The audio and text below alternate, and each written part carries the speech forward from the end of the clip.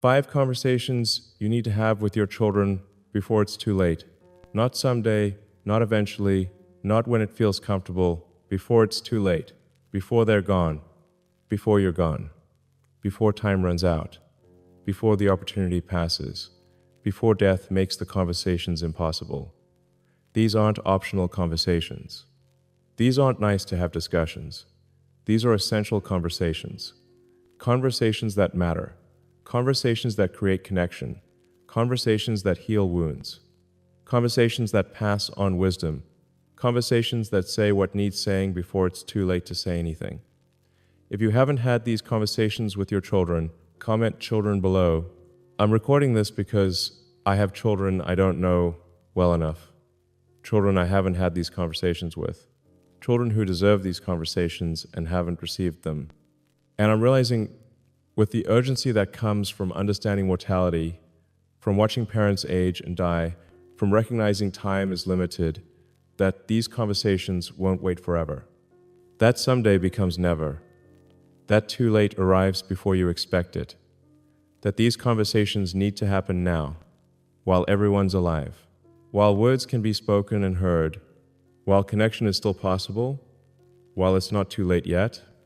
These 5 conversations, they're hard, they're vulnerable, they require honesty, they require admitting things, they require opening up, they require being real instead of performing.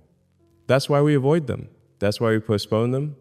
That's why we tell ourselves we'll have them later. But hard conversations are often the most important conversations. Vulnerable conversations create real connection.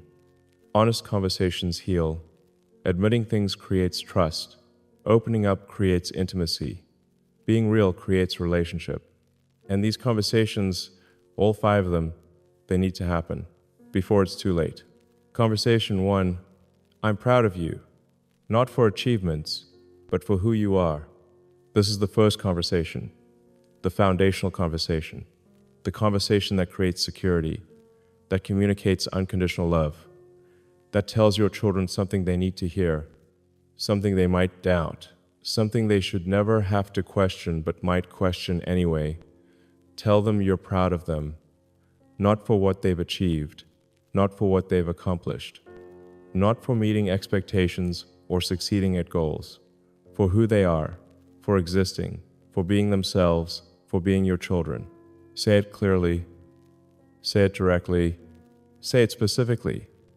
I'm proud of you, not I'm proud of what you've accomplished, not I'm proud when you succeed, not conditional pride. Unconditional pride. I'm proud of you, of who you are, of the person you've become, not for what you've achieved, for who you are. You don't have to accomplish anything to make me proud. I'm already proud. Just of you being yourself, just of you being my child. Say it, even if they know, even if it seems obvious, even if you think you don't need to say it because they must know. Say it anyway. Children need to hear it, need to hear the words, need explicit statement, need clarity, need certainty. They might know you're proud, but knowing and hearing are different. Assuming and being told are different. Give them the certainty of hearing it, the security of explicit statement, the foundation of clear communication. Say it repeatedly. Once isn't enough. One conversation isn't sufficient. This needs to be ongoing, regular, repeated. Say it every time you talk to them, every conversation, every interaction. Make sure they hear it so often that doubt is impossible, that uncertainty can't exist, that they know with complete certainty that you're proud of them, not just knew once. Know now, know always, know without question. Why this conversation matters? Because your children might doubt you're proud of them, might wonder if they're good enough, might question if they've achieved enough to deserve pride, might feel they're disappointing you, might carry uncertainty about your pride, and that uncertainty damages them, creates insecurity, creates doubt, creates feeling they're not good enough. This conversation eliminates that uncertainty, creates security, creates confidence, creates foundation of knowing they're valued just for being themselves. What happens if you don't have this conversation? Your children live with uncertainty, Wonder if you're proud. Question if they're good enough. Try to earn pride through achievement. Live for approval instead of security. Carry doubt. Carry insecurity. Miss the foundation they need, and you die without them knowing with certainty that you were proud of them, without them having security of your pride, without them knowing they were valued just for being themselves. That's damage. That's loss. That's too late. Conversation 2. Here are the mistakes I made as a father and how you can do better. This is the hard conversation, the vulnerable conversation, the conversation that requires admitting failure, acknowledging mistakes, being honest about how you failed, how you fell short, how you weren't the father you should have been. This conversation is hard, but it's necessary. It's healing. It passes on wisdom. It helps your children not repeat your mistakes. It creates honesty. It creates trust. It creates real relationship. Admit your mistakes. Specifically, concretely, not vaguely. Not, I wasn't perfect.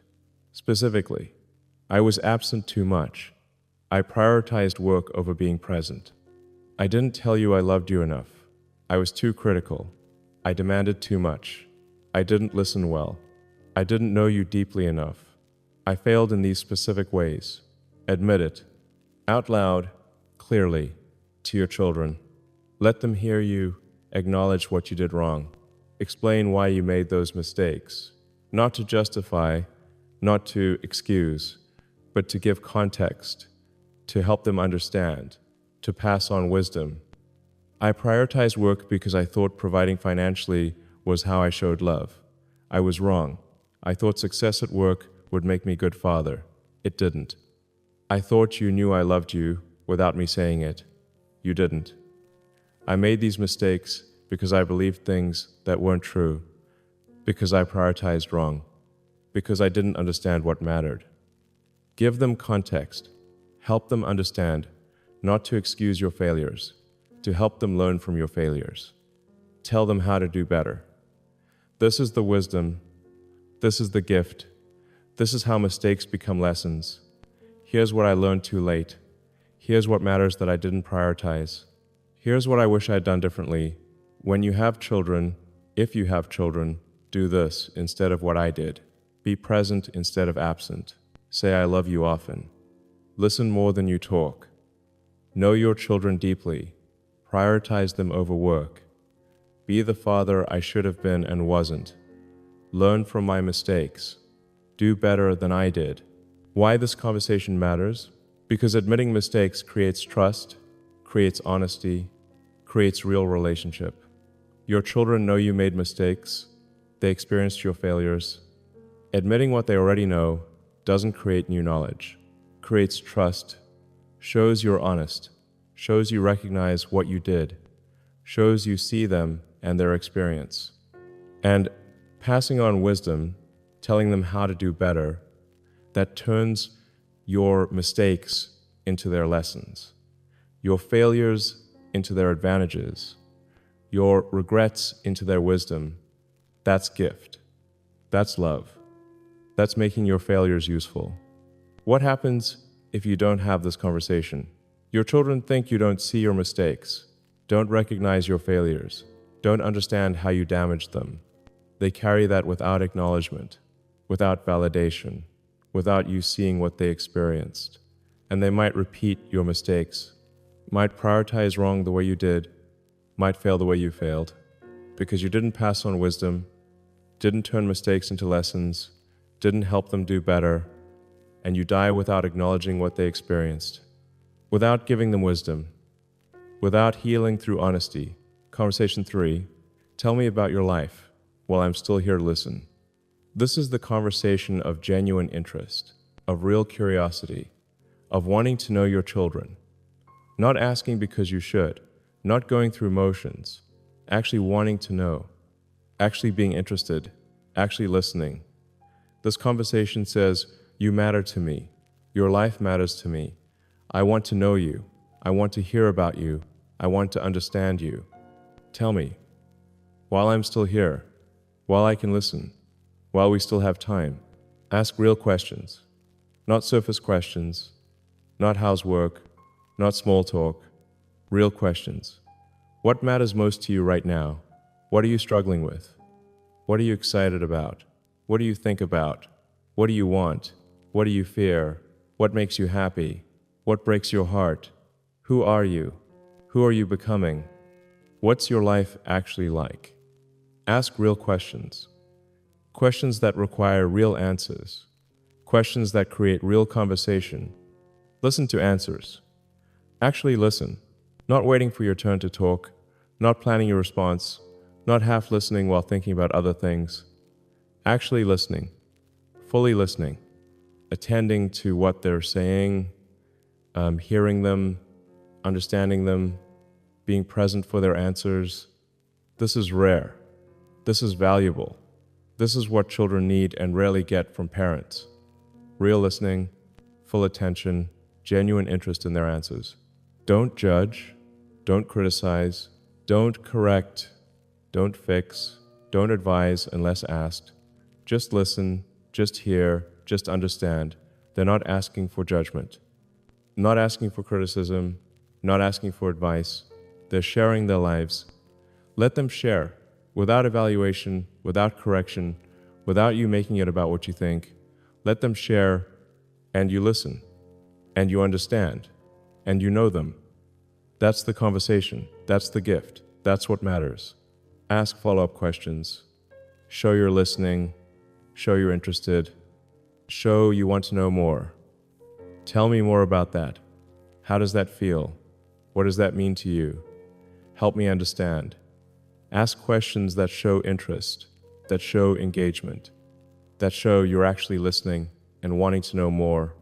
This creates conversation, creates connection, creates your children feeling heard and known and valued. Why this conversation matters? Because you might not actually know your children, might know surface facts, might know what they do, might not know who they are, what they think, what they feel, what their lives are actually like. This conversation creates knowing, creates understanding, creates connection through genuine interest and real listening. And it says, you matter to me. I want to know you, not just facts about you, the person, the individual, the human being who is my child. I want to know you while I still can, while you're willing to share, while we still have time. What happens if you don't have this conversation? You never really know your children. No facts, don't know them, don't understand them, don't know their inner lives. Live as strangers connected by biology, and they feel unknown, feel that you're not interested, feel that you don't care enough to ask, feel that their lives don't matter to you, and you die without knowing who they really are, without understanding them, without connection created through genuine interest. That's loss. That's missing relationship. That's too late. Conversation 4. What did I do that hurt you? I want to hear the truth. This is the hardest conversation, the most vulnerable conversation, the conversation that requires courage, that requires willingness to hear painful truth, that requires being ready to listen to how you failed, how you hurt, how you damaged. This conversation says, I'm ready to hear the truth, even if it hurts, even if it's hard, even if it reveals my failures. I want to know. I need to know. Tell me. Tell me what I did that hurt you. I'm ready to listen. Ask the question, directly, clearly. What did I do as your father that hurt you? What did I do that damaged you? What did I do wrong? What do you wish I'd done differently? How did I fail you? Tell me. I'm ready to hear it. I won't defend myself. I won't justify. I won't explain. I'll just listen. Tell me the truth. What did I do that hurt you? Listen without defending. This is crucial. This is what makes the conversation possible. When they tell you how you hurt them, listen. Don't defend. Don't justify. Don't explain why you did it. Don't tell them they're wrong or misremembering or misinterpreting. Just listen. Just hear. Just accept that this is their truth. This is their experience. This is how they felt. This is what your actions created in them. Listen without defending, without explaining, without making it about you. Listen to them. Validate their experience. I hear you. I believe you. Your feelings are valid. I'm sorry I hurt you. I'm sorry I did that. I'm sorry that's how you experienced it. I'm sorry for the pain I caused. Validate. Don't minimize. Don't dismiss. Don't tell them it wasn't that bad, or they're being too sensitive, or they should get over it. Validate. Their experience is real. Their pain is real. Your impact is real. Validate it. Acknowledge it. Accept it. Apologize specifically. Not, I'm sorry if I hurt you. Not vague apology. Specific apology. I'm sorry I was absent. I'm sorry I prioritized work over you. I'm sorry I didn't tell you I loved you. I'm sorry I was critical. I'm sorry I didn't listen. I'm sorry for these specific things you've told me hurt you. I'm sorry. I was wrong. I failed you. I apologize. Specific apology for specific hurts. Acknowledging specific failures. Conversation 5. Here's what I want you to remember after I die. This is the legacy conversation. The conversation about what matters. About what you want to pass on. About what you want remembered. Not material legacy. Not inheritance. Not things. Values. Wisdom. What actually matters. What you learned. What you want them to know. What you want them to remember after you're gone. What you want your life to have taught them. Tell them what matters. What actually matters. What you learned matters. What you wish you'd known sooner. Relationships matter more than achievement. Presence matters more than success. Time with people you love matters more than money. Being known matters more than being impressive. Connection matters more than accomplishment. This is what matters. This is what I learned too late. This is what I want you to know. This is what I want you to prioritize. This is what creates good life. Tell them what doesn't matter, what you spent time on that didn't create value, what you prioritized wrong, what you chased that didn't fulfill. Money beyond enough doesn't create happiness. Success doesn't create meaning. Achievement doesn't create fulfillment. What people think doesn't matter. Status doesn't matter. Impressing strangers doesn't matter. These things don't create good life. I spent too much time on them. Don't make my mistake. Don't chase what doesn't matter. Tell them what you regret, not to burden them, to teach them, to help them avoid your regrets. I regret being absent. I regret prioritizing work over presence. I regret not telling you I loved you enough. I regret not knowing you better. I regret time wasted on things that didn't matter. These are my regrets. Learn from them. Don't repeat them. Live differently. Choose better. Don't have my regrets. Tell them what you're proud of. What actually made life meaningful. What actually mattered. I'm proud of you. I'm proud of the relationships I built. I'm proud of moments I was present. I'm proud of times I chose right. I'm proud of loving you. This is what made life meaningful. Not achievement, not success. Love, presence, relationship. This is what I'm proud of. This is what mattered. Share this if you need to have these conversations with your children. Comment if you're having one of these conversations today. Subscribe for more truth about what matters before it's too late.